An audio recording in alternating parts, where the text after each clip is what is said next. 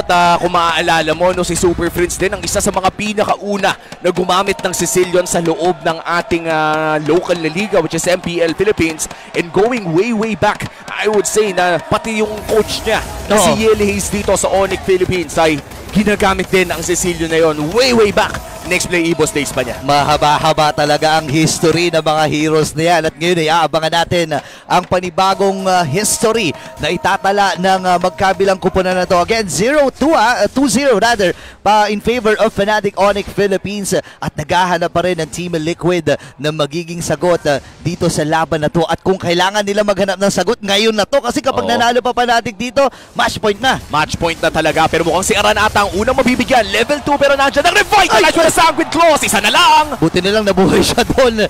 And may natirang maliit na buhay dahil nga doon sa pagkakasakto ng damo at nung kanyang revitalize.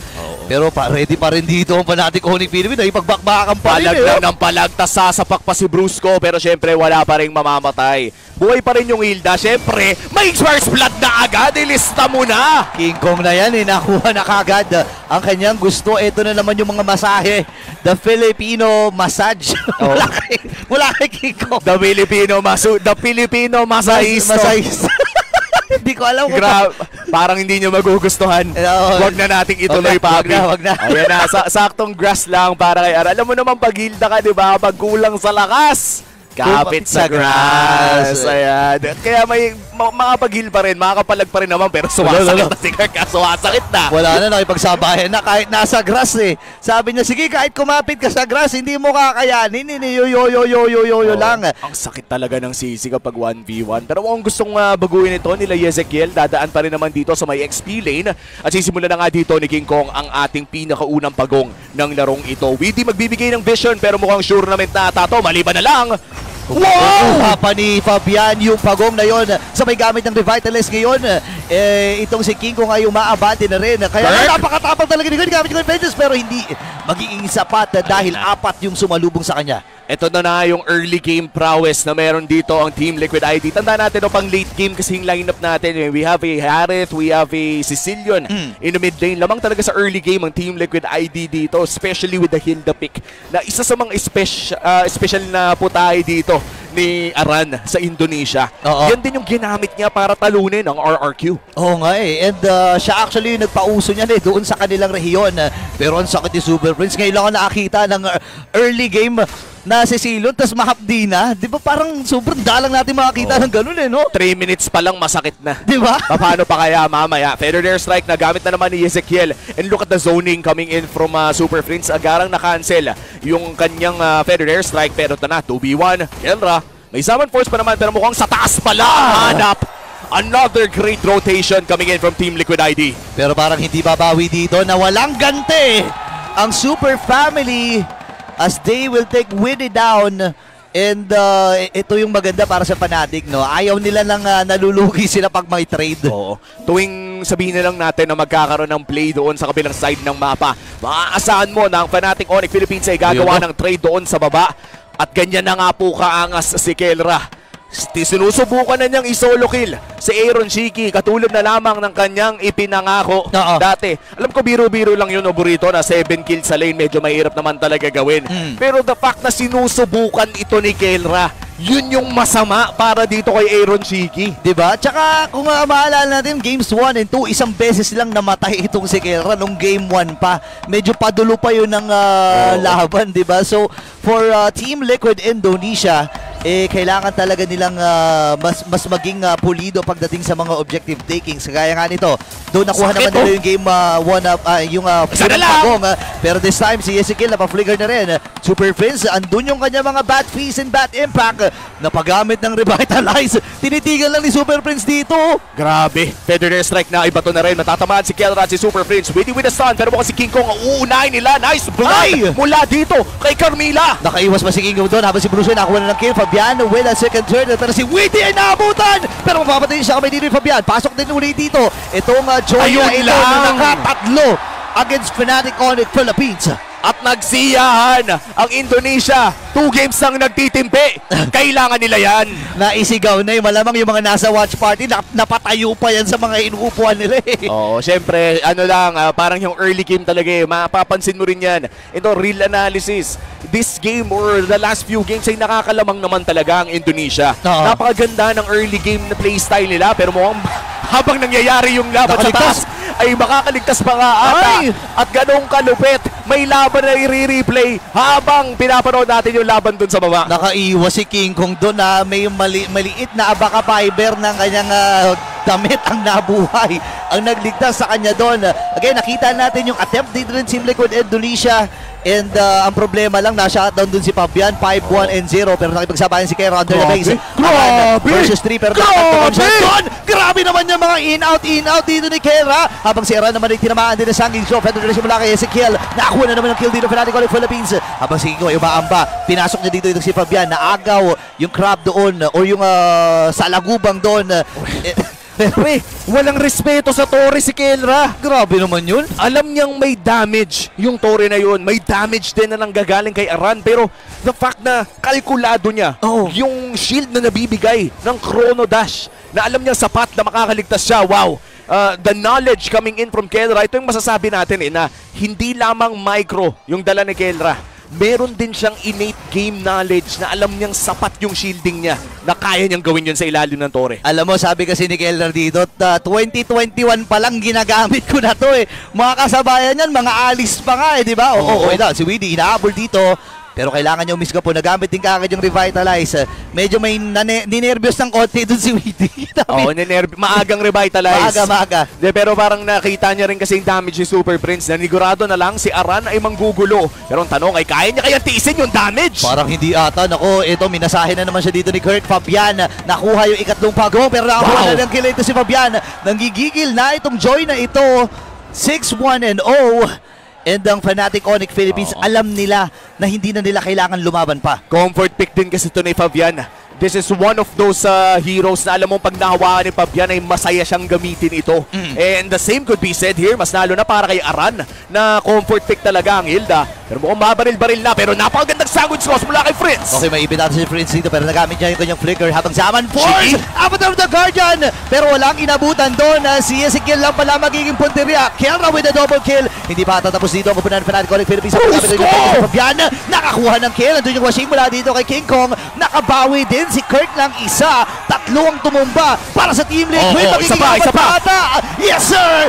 Double kill pala kay Kirk! At parang kanina lang, every time na umaabot tayo sa 6-7 minute mark ay may ginagawang play ang Fnatic Onyx Philippines para mabaliktad yung gold lead na nakukuha ng Team Liquid ID. At agara na nga magpupush. Nahura dito si Widdy, yung bat piece ay nasa pa rin at natali pa! Aaron Cheeky! Si Kirk na ata ang unahin nila! Nakakahuli din ang kill dito ang Team Liquid Indonesia, pero ang daming na-expend na ultimates doon. Atras muna si King Kong.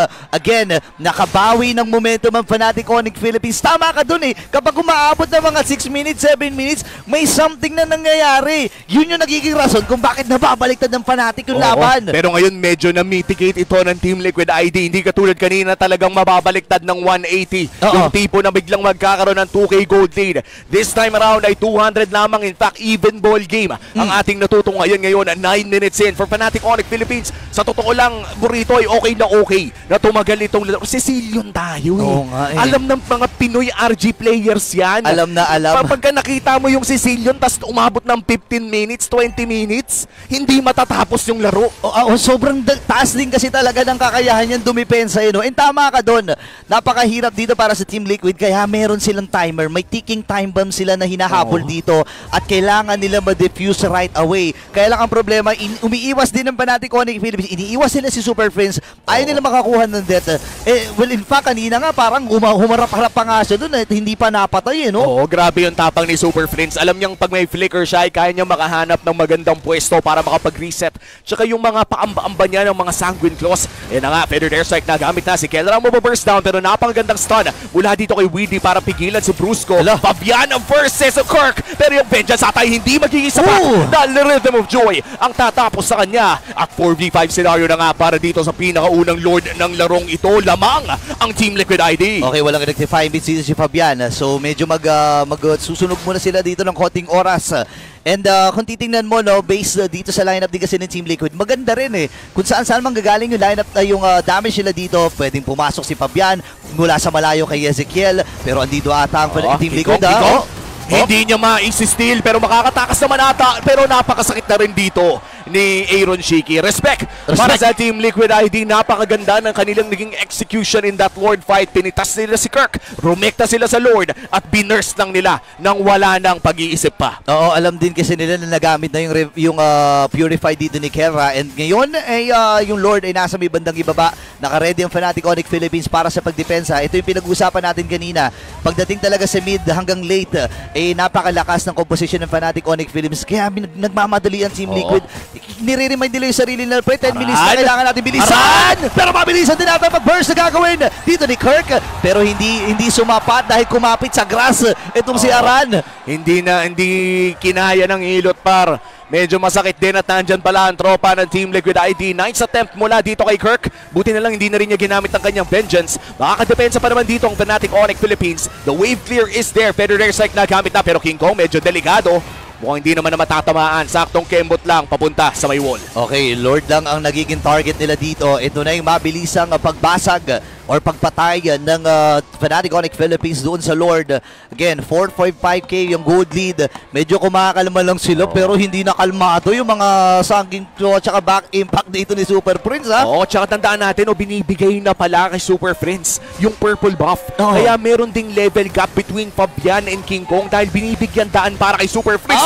Naku, ang sakit na pala pero yung healing sa Bats Feast. Nakasurvive pa dito si Super Prince at nakapag-clear din ng mabilisan. Walang mababasag na inner or base turrets dito ang Team Liquid Indonesia.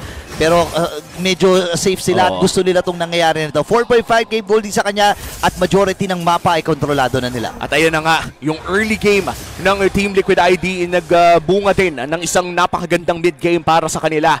Talagang kapit na lang tayo sa late game na meron ng Fnatic Onyx dito. Ang magiging kalaban na lang dito is si Aaron Shiki. Pag umabot tayo ng late game, masakit na rin kasi yung mga poke na manggagaling dito sa Granger. So it's up to King Kong and Kirk na makapasok doon sa likod para hanapin yung carry ng Team Liquid ID and maybe even secure the kill. But then again, as long as makabili sila ng tamang oras lamang para dito kay Prince at Kelra, ay kayang-kaya nilang lumaban ng front to back. Well, masasabi ko tama ka dun eh. And bukod dito kay Aaron Shiki, itong si Ezekiel, nararamdaman na rin natin yung damage ito. At isa sa mga rason kung bakit di rin makapwesto na maganda si Super Prince. Pag nilapag yung Feathered Earth Strike, kahit may mga Sangin Claw, may mga bad impact itong si Super Prince, hindi niya malatag ng maganda dahil nga medyo naiilang din siya dun sa lawak nung vicinity nung Feathered Earth Strike. Pero nakatukan siya dun ni Aran. Wow! Naman, sakto din yung Curse of Blood. Dalawa na patumba, magiging tatlo. Bruce ko na ay naisama na nila habang si Kirk ang magiging nasa target pero nagpagamit din ng vengeance. Dumadive na dito ang Team Liquid Indonesia. Wala sila mga minions dito. Nakaapat ang cavalry. What a flank mula sa Team Liquid ID. At mukhang endgame na ata ang kanilang hinahanap. May minions na sa asat. Si Kirk lamang ang didepensa. Tatapusin na nga ata ng Team Liquid Indonesia ito. Game number 3 ay mapupunta sa cavalry. At nakabalik na nga sa seryeng ito ang Team Liquid, securing their first win in this series. 2-1 na.